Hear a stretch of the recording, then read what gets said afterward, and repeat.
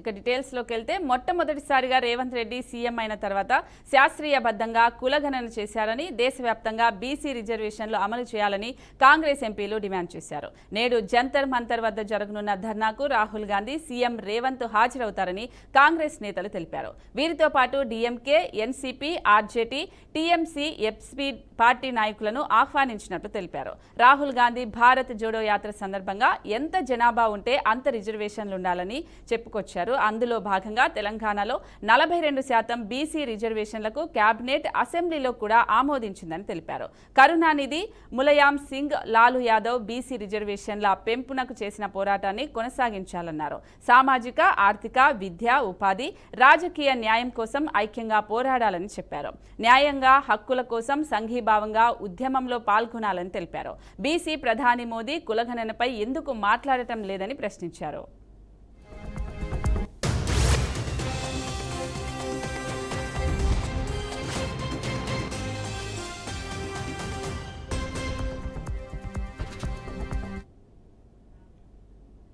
నేడు వక్ఫ్ బోర్డు సవరణ బిల్లును పార్లమెంటులో ప్రవేశపెట్టనుంది కేంద్ర ప్రభుత్వం. బిల్లును లోక్సభలో ప్రవేశపెట్టేందుకు సిద్ధమైన వేళ ఇండియా కూటమి పార్టీలు కీలక సమావేశం నిర్వహించారు.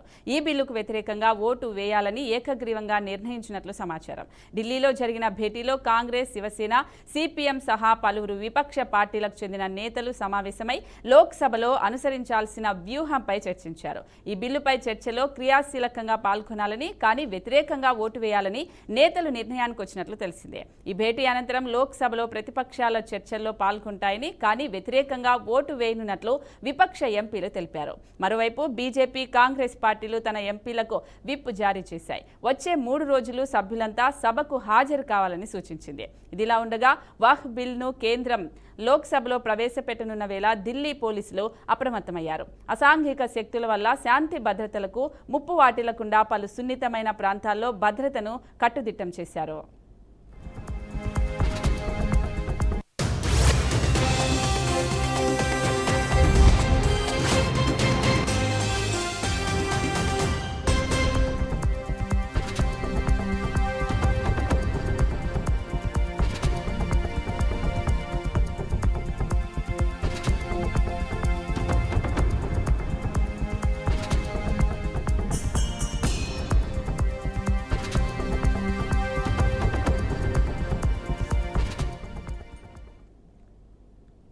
కాంగ్రెస్ ప్రభుత్వం 400 ఎకరాల భూమిని అమ్మేస్తుందని సోషల్ మీడియాలో దుష్ప్రచారం చేస్తున్నారని deputy CM Bhatti Vikramarka fire అయ్యారు. టీడీపీ హయాంలో 400 ఎకరాల భూమిని హెచ్సీయూ నుంచి తీసుకుని ఎంఐజీకి అప్పగించిందని భట్టి గుర్తు చేశారు.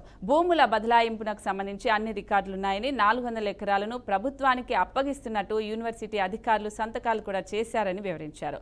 ప్రత్యామ్నాయ భూములు తీసుకుంటున్నట్టు పత్రాలు ఉన్నాయని భట్టి స్పష్టం చేశారు.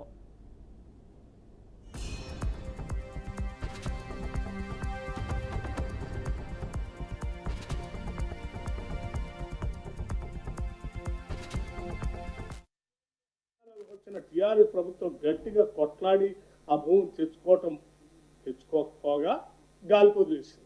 గాలికి ఎందుకు వదిలేసిందో తర్వాత చెప్తున్నాను. అది ప్రైవేట్ వ్యక్తుల చేతుల్లోనే ఉంటే, ప్రభుత్వానికి రాకుండా ఉంటే ఆ ప్రైవేట్ వ్యక్తుల చేతుల్లో నుంచి ఇంకో రకంగా ఎట్లా చేసుకోవచ్చో సరే రకరకాలైనటువంటి ఆలోచనలు ఉండి దాని మీద గట్టిగా కొట్లాడు. మేము మళ్ళీ ఆ 2023లో జరిగిన ఎన్నికల్లో గట్టిగా కొట్లాడి ప్రజల ఆస్తులు ప్రజలకే ఉండాలా అని చెప్పి ప్రజలకు ఇచ్చి వాగ్దానాలు ఇచ్చి మేము అధికారంలోకి వచ్చిన మరుక్షణమే ఇది ఆనాటి నుంచి ఇది ప్రజల ఆస్తి, ఇది ఏదో బిల్లురా పేట్రా చేతుల్లో పోతే ఇది చాలా వేల కోట్ల రూపాయలు విలువైనటువంటి భూమి, ఇది వాళ్ళకే వదిలేయకూడదు, మనం గట్టి కొట్లాడాల్సిందే, ఇది ఏదో రకంగా రాష్ట్రానికి తేవాల్సిందే అని చెప్పి రాష్ట్ర ముఖ్యమంత్రి రేవంత్ రెడ్డి గారి నాయకత్వంలో ఈ రాష్ట్ర కేబినెట్ గట్టిగా నిర్ణయం తీసుకొని ఎట్టి పరిస్థితుల్లో ఇంచి భూమిని కూడా వదిలిపెట్టడానికి లేదు, ఇది ప్రజలకే చెందాలని చెప్పి హైకోర్టులో కొట్లాడి దీని పైన కేసు గెలిచి ఆ భూమిని అంతా రాష్ట్రానికి తీసుకొచ్చారు. ఎస్ఎల్పి నెంబర్ 9265/2024 డిస్మిస్ ఆన్ 3/5/2024 అంటే ఆ పేట్రా బిల్లురా వేసిన దానిపైన గట్టి కొట్లాడి మంచి అడ్వకేట్ను పెట్టి ఎట్టి పరిస్థితుల్లో దీన్ని రావాలని చెప్పి పోరాటం చేసి తీసుకొచ్చి వేల కోట్ల విలువైన భూమిని రాష్ట్ర ప్రభుత్వాన్ని తీసుకొచ్చి ఒక సక్సెస్ ఈ ప్రజలకు అందించడం కోసం వేల కోట్ల విలువైన భూమిని రాష్ట్ర ప్రభుత్వం తీసుకొచ్చింది. హైదరాబాద్ సెంట్రల్ యూనివర్సిటీకి సంబంధించిన ఆస్తి ఒక అంగుళం భూమిని కూడా రాష్ట్ర ప్రభుత్వం తీసుకోలేదని మంత్రి శ్రీధర్ బాబు తెలిపారు. చాలా ఏళ్లుగా పెండింగ్లో ఉన్న సమస్యను పరిష్కరించాలని ముందుకొచ్చామన్నారు. ఈ విషయంలో కొంతమంది వ్యక్తులు కొన్ని పార్టీలతో కలిసి తప్పుడు ప్రచారం చేస్తున్నారని మండిపడ్డారు. వర్సిటీ భూమి వర్సిటీకే ఉందని స్పష్టం చేశారు. ప్రభుత్వ పనికి అడ్డు తగిలితే ఉపేక్షించేది లేదని మంత్రి హెచ్చరించారు.